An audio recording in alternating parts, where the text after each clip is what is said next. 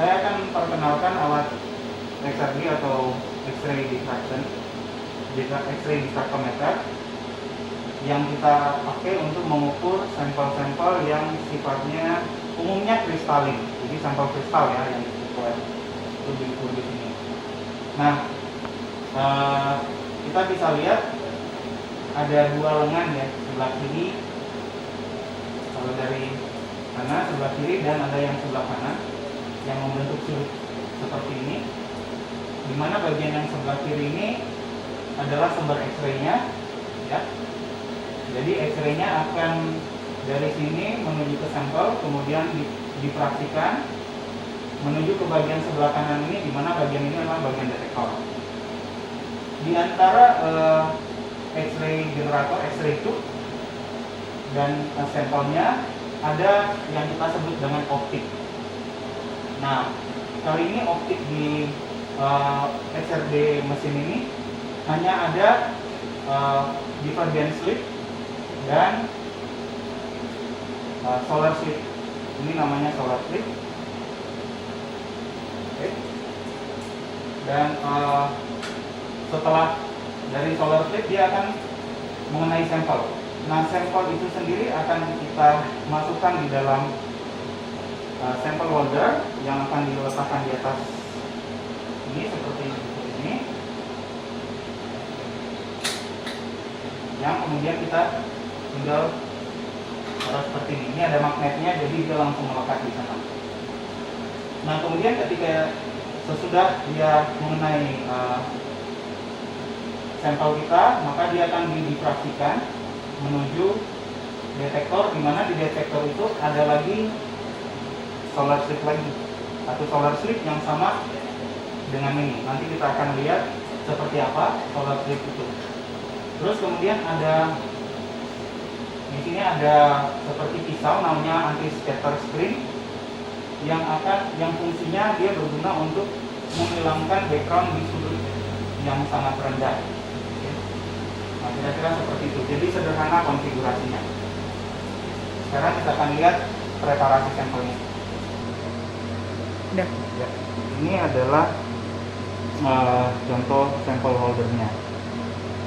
Jadi lingkaran ini sekitar diameternya 25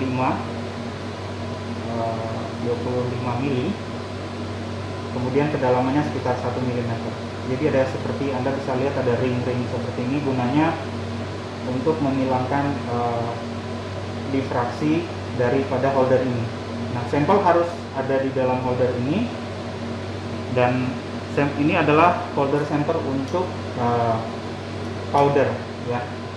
Sementara yang besar ini ada bagian yang sama dengan dia, tapi ini khusus untuk sampel yang sifat yang bulk. Jadi sampel padat Anda tinggal taruh malam di sini, ratakan, masukkan di alatnya. Nah, untuk preparasi sampelnya sendiri, saya asumsikan sampel kita sudah powder. Sampel powder itu punya syarat 1-10 micron statistik partikelnya. Bisa juga lebih dari itu, tapi semakin halus semakin baik. Nah, untuk preparasi saya punya ini kaca preparat, spatula, dan sampel powder itu sendiri. Preparasinya seperti berikut, gampang saja. Jadi Anda cukup masukkan di sini ya beberapa. Ini kemungkinan sekitar hanya beberapa gram saja ya preparasinya.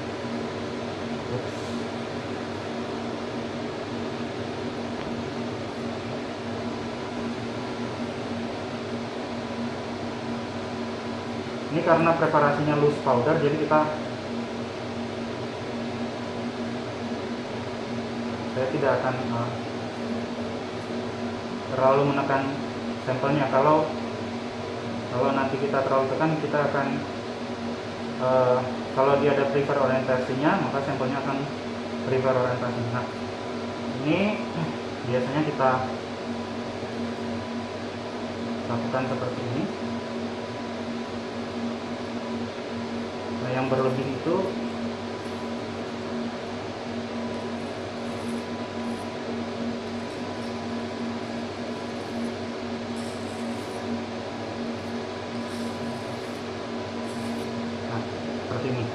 Jadi sampel harus rata dengan permukaannya.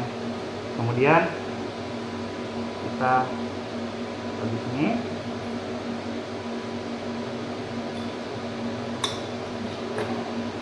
Ini udah siap dianalisa.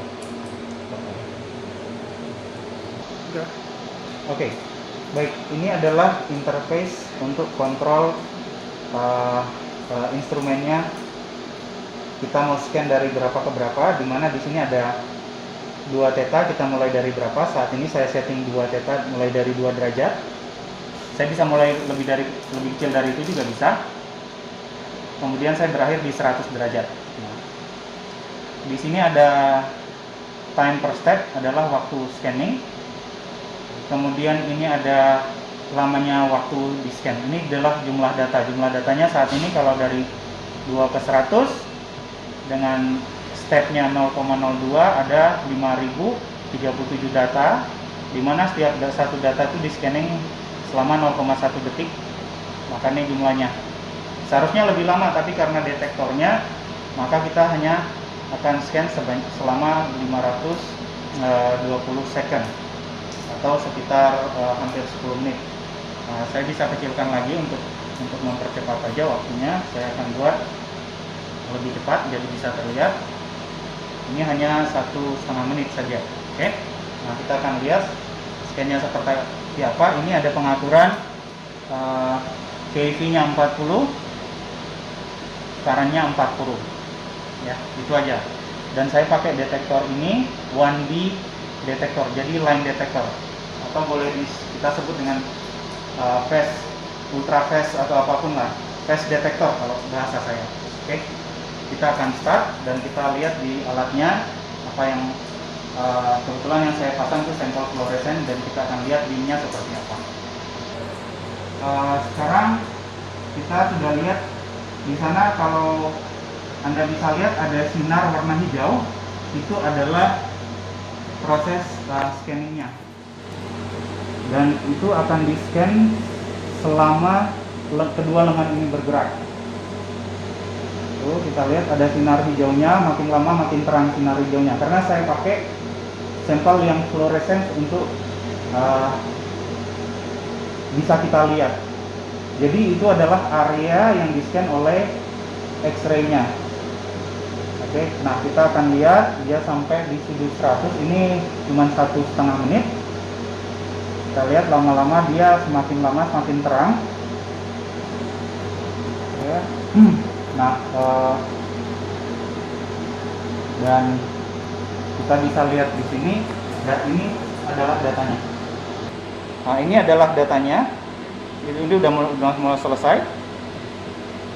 Dimana kalau kita lihat ini tinggi puncaknya sudah 8.000. Tinggi puncaknya 8.000, dan ini kita hanya scan selama